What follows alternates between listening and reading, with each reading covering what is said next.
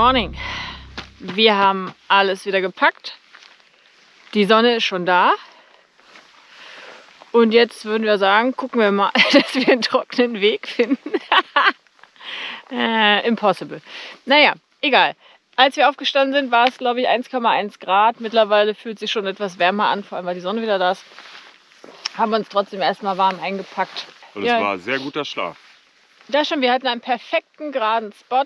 Der Wind ist über Nacht komplett weniger geworden oder hat aufgehört eigentlich.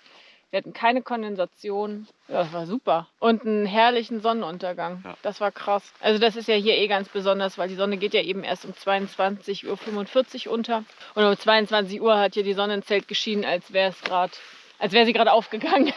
Ja. Das war schon geil. Ja, heute soll Wetter auch gut werden. Kein Wind, nicht so kalt, mehr Sonne. Geil. Ich freue mich. Aber man merkt auch schon, der Wind ist weg, jetzt fliegen hier auch wieder die Mücken rum. Wir gucken mal, was das gibt. Ciao.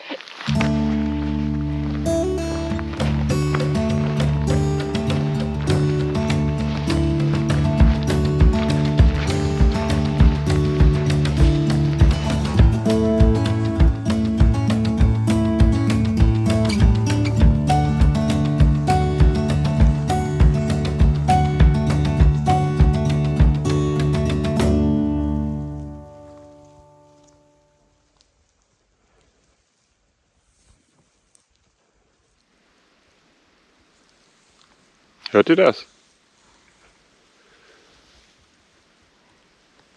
Hier ist es ganz, ganz still. Wenn der Wind weg ist,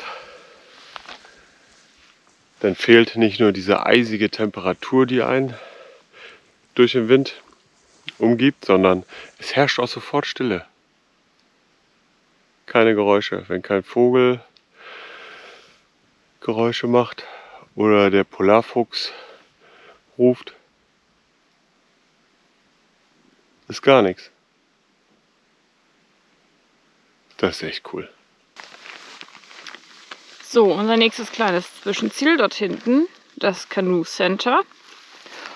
Und man kann übrigens auch von dieser Hütte bis ans andere Ende vom See, was man gar nicht sieht, mit dem Kanu fahren. Das wäre durchaus eine Option gewesen. Allerdings war auf der Seite, wo wir gestartet sind, gestern kein Kanu und es war viel zu windig und ich bin wasserscheu. Deswegen haben wir lieber den Fußweg gewählt. Aber es ist auf jeden Fall eine Option.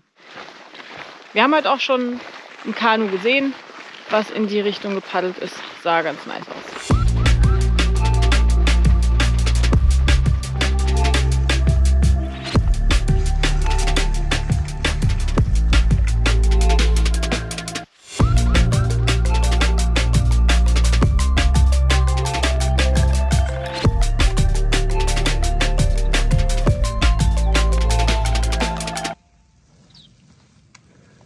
So, wir verlassen jetzt wieder das Canoe Center. Niemand hier, hatten wir auch nicht erwartet. Und dort hinten liegen eben die Kanus. Ja, für uns geht es jetzt erstmal noch ein Stückchen weiter am See. Und zwar dort hinten an der Bergflanke entlang, immer relativ nah am Wasser. Ja, und da müssen wir uns jetzt aber erstmal den Weg hinbahnen. Sieht schon wieder nach Feuchtgebiet aus.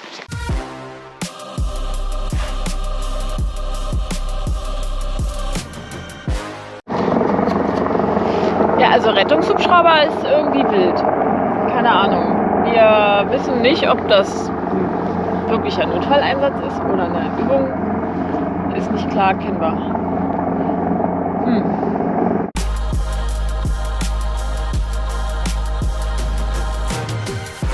So, heute auch mal Waschtag. Nach dem moddrigen Schlamm, durch den wir da gestern sind, machen wir heute mal ein bisschen Waschtag.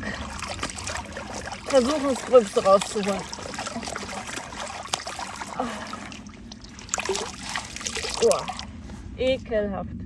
So, wir haben jetzt endlich den See verlassen. Nach ungefähr einem Tag, an dem wir dort lang gelaufen sind. Es fließt hier hinten, man sieht es jetzt nicht, noch ein Fluss. Also das ist der Abfluss vom See. Das ist der Rest, der geblieben ist. Und ansonsten sind wir jetzt auch total froh, den See verlassen zu haben. Wir haben die Schnauze voll. Nein, der See war natürlich schön, aber gestern viel zu windig. Heute war es hingegen sehr ruhig und toll. Aber wir waren eigentlich eingestellt auf einen entspannten Walk um den See drumherum. Und stattdessen war es wirklich eine Schlammschlacht. Und deswegen freuen wir uns jetzt wieder auf neue Abschnitte. Und der vor uns liegt, sieht so aus. Und das lässt doch Gutes hoffen.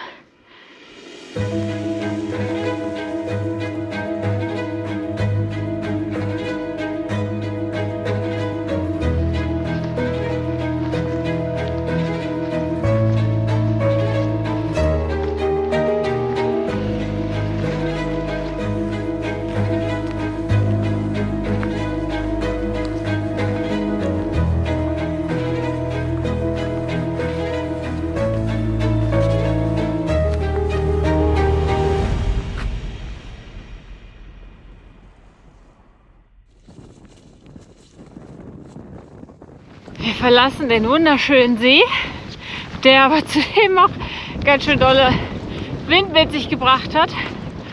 Gehen jetzt hier über den nächsten Berg und hoffen mal, dass es da dann auch wieder weniger windig ist, weil das ist echt anstrengend. Und wir hoffen auch, dass diese ganze Schlammpartie jetzt mal ein bisschen weniger wird.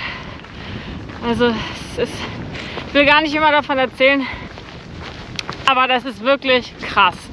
Das muss man aushalten und dann mal weitermachen. Hier schön auch mal Strandtag machen. Schön sieht das aus. Da drüben geht unser Weg jetzt hoch. Und hier sieht es auch ganz toll aus. Also die Berge sind jetzt hier auch ein bisschen höher. Landschaftlich noch mal ein bisschen anders als die letzten Tage. Richtig toll.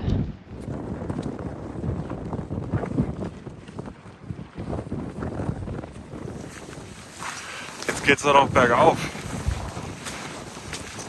Und Gegenwind.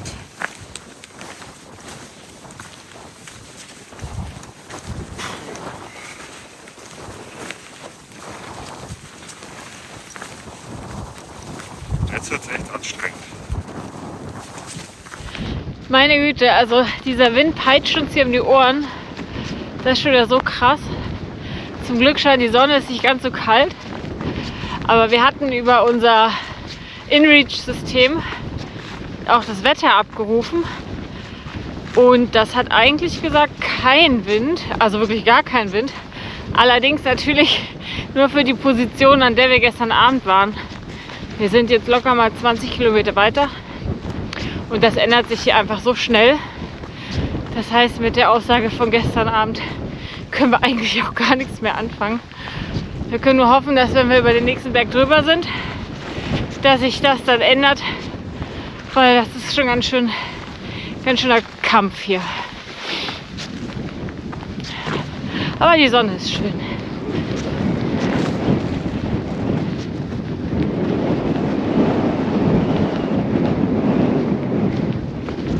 Dann geht es jetzt wohl doch nochmal richtigen Berg hoch hier.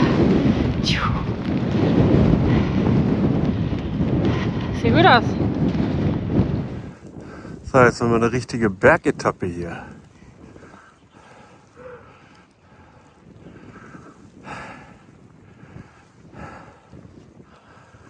Haben wir jetzt gar nicht mit gerechnet. Oh, ja.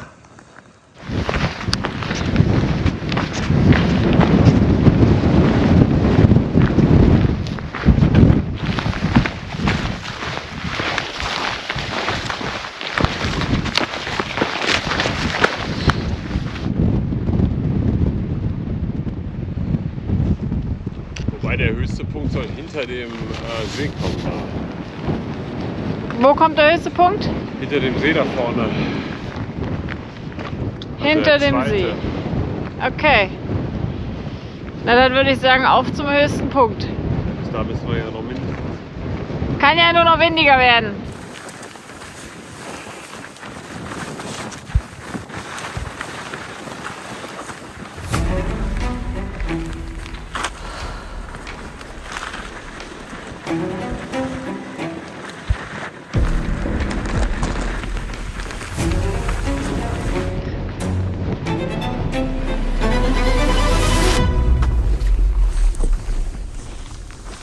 Hört einfach nicht auf. Hört nicht auf. Ja. Hört nicht auf.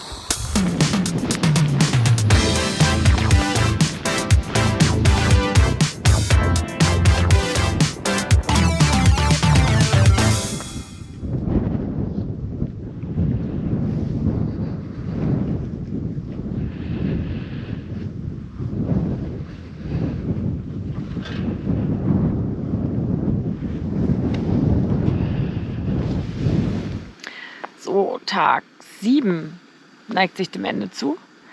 Es ist schon 23 Uhr, wir sind eingekuschelt in unseren Schlafsäcken. Wir kochen gerade noch unser Abendessen. Es ist um die 0 Grad draußen, deswegen gemütlich draußen sitzen fällt heute aus. Wie auch schon alle anderen Abende. Und wir warten jetzt, bis das Essen fertig ist. Und der Tag fing sehr gut an. Noch eine entspannte Tour am See, schön windstill. Es war eine herrliche Ruhe. Das war wirklich traumhaft.